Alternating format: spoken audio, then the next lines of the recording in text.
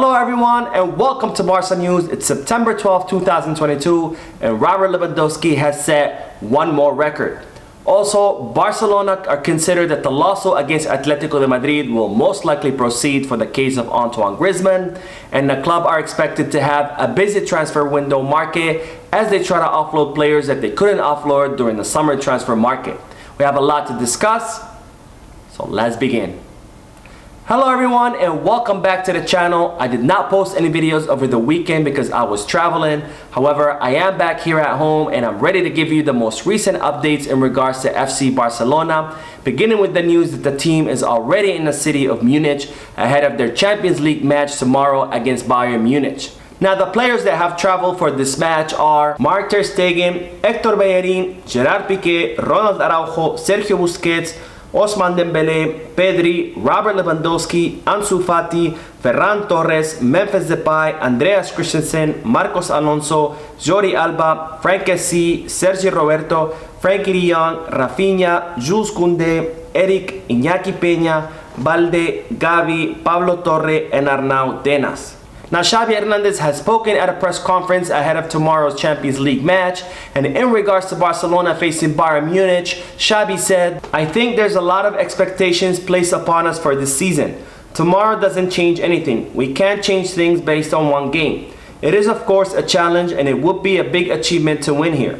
Things are different from last season. We are better. We've been working together for 9 months and we see ourselves certainly capable of competing tomorrow. We are excited and we have the challenge ahead of us that we can win this game and change our dynamics and our history here. We are playing against one of the best teams in the world, against a great manager.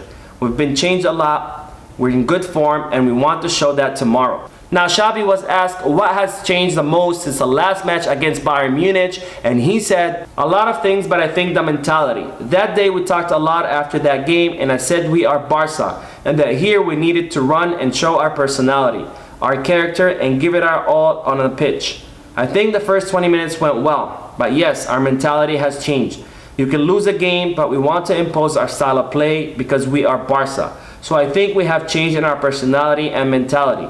Of course, the transfers have helped and the wins that give us more confidence, but the mentality of the players has changed a lot." Now with these statements, Xavi has touched on a very important note, and I completely agree with the coach that the mentality of the players has definitely changed away from that defeatist mentality that we had last season, where as soon as the team would score against us, the players would put their head down, they would stop fighting, and they would completely give up. And we have seen a completely new team this season with a completely new mentality where the players are constantly fighting from the first minute until the whistle blows, and even when they're up 2-3-0, they're still fighting to score that 4th or 5th goal. And this is very important because no matter how many good players or how good your coach is, if you don't have a winning mentality, then it really doesn't matter.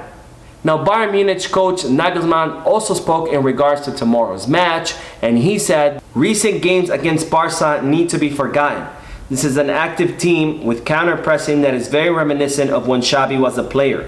They have developed very well and have good players like Pedri and Gavi." Now, this is a very important point that Nagelsmann has touched on, and I believe that it's an advice that the team and everyone else should follow, which that we should forget about the recent matches against Bayern Munich, because yes, we did lose to them 8-2. However, this is a completely new team with new players and a new coach. They are playing very well with a new mentality, so we need to forget about that and we need to go into tomorrow's match thinking that yes, this is Bayern Munich, one of the most powerful clubs in the world, but this is Barcelona after all, and we are more than capable of defeating them, and hopefully that will show in the results as well. Now Barcelona will head into tomorrow's match against Bayern Munich after winning their La Liga match against Cadiz over the weekend, extending the team's undefeated record this season to 5 matches and extending Xavi's undefeated in away matches from 17 to 18 matches.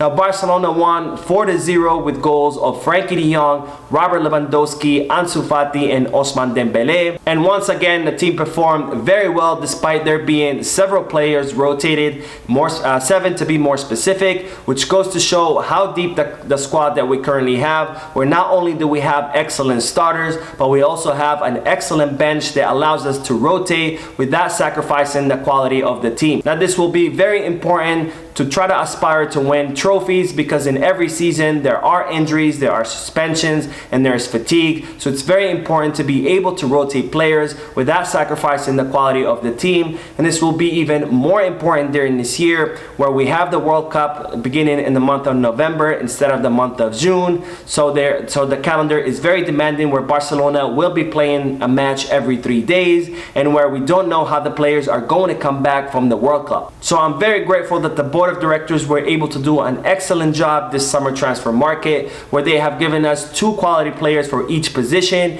and we have enough great players not only to form one team, but 2 separate teams capable of winning matches and winning trophies as well. Now, the victory against Cadiz was the first time that Barcelona win in the city of Cadiz in 6 years, which goes to show the tremendous improvement that the team has had since last season, where we were struggling against teams like Cadiz, and not only are we now beating these teams, but we're winning with a comfortable margin, and that's also reflected in the amazing start that the team has had in La Liga, where they have scored 15 goals in 5 matches. Now, Robert Lewandowski is also having a great start to his season, and in doing so, he has set a record where he has had the best start to a season in the entire history of the Spanish league. Now, Robert Lewandowski has scored 6 goals in 5 matches, and he has broken the record for a best start to a season, which was held by Andre Silva, where he scored 6 goals in 6 matches for Sevilla. Now, as I reported previously, Robert Lewandowski has already set a record in the Champions League, where he's the first team in the history of the Champions League to score 3 hat-tricks with 3 different teams, and he has also surpassed Karim Benzema to become the 3rd highest scorer in the history of the Champions League, and he has also become the #1 player with the highest scoring ratio in the Champions League history. Now, the match against Cadiz saw the debut of Marcos Alonso and Héctor Bellerín for the first time with Barcelona, and in the case of Marcos Alonso, he only played for a few minutes, so we have yet to see what the Spanish defender can contribute to the team. Now, in regards to Héctor Bellerín, he played for the entire match, and I was very impressed with his performance, where he was very good running all the way to the opposing box to contribute to the offense, and he was also very fast to come back to his own box to help with the defense, and he even contributed a pass that ended up in a goal. Now, it seems that Héctor Bellerín is having a good start with Barcelona, and it's now being revealed that not only did he accept to lower his salary in order to arrive to Barcelona, but he also rejected 2 lucrative offers from AC Milan and Inter Milan, and in fact those offers were much more lucrative than Barcelona's. So that goes to show the sacrifice that the player has done to come back home, and it's something that we should definitely appreciate. Now, on to the news that Barcelona consider that the lawsuit against Atletico de Madrid will most likely proceed, given the case of Antoine Griezmann. Now, as I reported in last week's video, which I will leave the link for down below in the description in case you want to check it out, Antoine Griezmann is currently on a 2-year loan with Atletico de Madrid, and in his contract there's a clause that if he plays 45 minutes or 50% of the matches that he's available for, then that clause will be triggered, forcing Atletico de Madrid to buy Antoine Griezmann from Barcelona for 40 million euros. But Barcelona are currently arguing that that clause was triggered last season, where Antoine Griezmann played 45 minutes of more than 50% of the matches that he was available for, 82% to be more specific, and Atletico de Madrid are arguing that the clause requires that Antoine Griezmann play 45 minutes of 50% of matches that he's available for over both seasons. So it seems that Barcelona are set that this case will have to go to court, where a judge will have to interpret that clause and see which side he agrees with. Now, Atletico de Madrid have currently imposed a minute restriction on Antoine Griezmann, where he's only been playing around 27 minutes